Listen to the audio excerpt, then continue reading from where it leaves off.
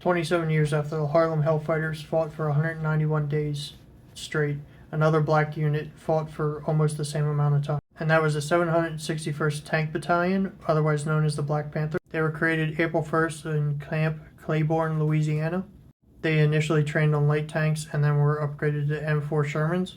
During their training, they were eventually transferred to Camp Hood, Texas to finish out their training. After their 2 years of training, they landed in France on October 10th, 1944, and they were attached to General Patton's Third Army. Their first combat was on November 7th, 1944 at Morvay-le-Vicq. After that, they headed into the Lorraine-Metz area right there. And then from December to January, they were in Bastogne and helping at the Battle of the Bulge.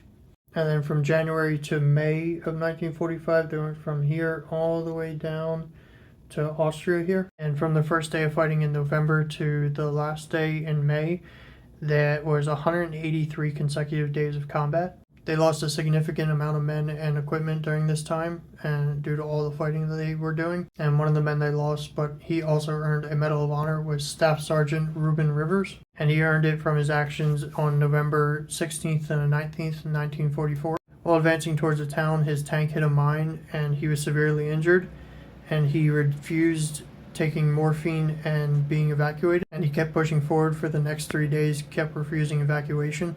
Then on the morning of the 19th, they were stopped by enemy fire, and the company commander wanted them to retreat and take cover. But Sergeant Rivers saw where the anti-tank position was and said that he would fight them. So his tank and another tank opened fire on the enemy to cover the retreat of the company. While doing so, his tank was hit and it killed him and injured the rest of his crew. And for his actions in 1997, his family was awarded the Medal of Honor for him. So including that Medal of Honor, they were awarded 296 Purple Hearts, 11 Silver Stars, and 69 Bronze Stars. And then in 1978, Jimmy Carter awarded them a Presidential Unit Citation.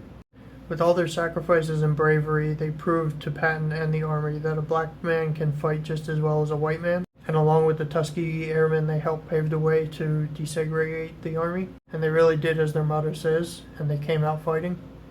Thank you for watching.